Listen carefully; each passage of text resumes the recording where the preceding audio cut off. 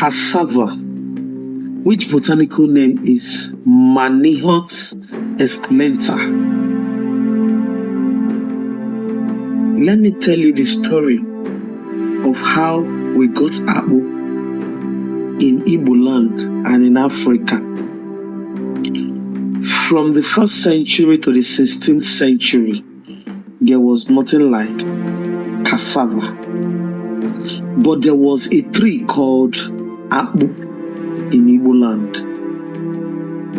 This particular tree.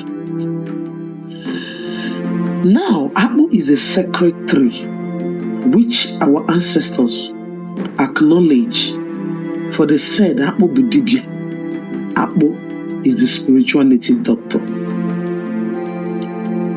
Now, in 17th centuries, the Portuguese explorers and enslavers brought Akpu and introduced it. And some Afro Brazilians that were slave returnees came back from Brazil and explained the processing procedure of cassava to our people. Well, our people liked the food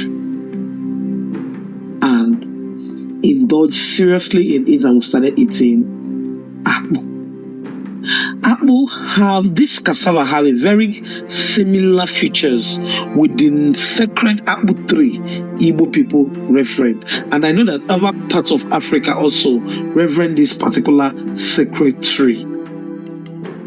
So that is how we started using it. The leaves of the both plant is almost alike. But the Akpu that we normally know is the silk cotton tree. Yes.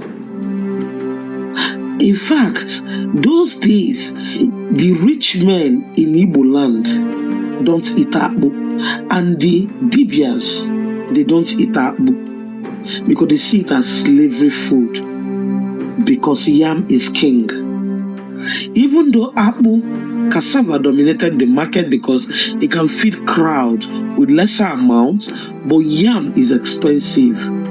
So the value of yam in Igbo land alone did not allow Akpu to take the crown from the yam. So yam remained precious because we used to celebrate yam, we use it in our rituals, we use it to serve our deities. Yam is a lot in Africa generally. So some Dibias still today don't eat Akpu because the original Igbos eat pounded yam, pounded plantain mixed with yam. That's what they swallow. They don't know cassava. Go and verify this thing with your grandmother or your grandfather. They will tell you it's true.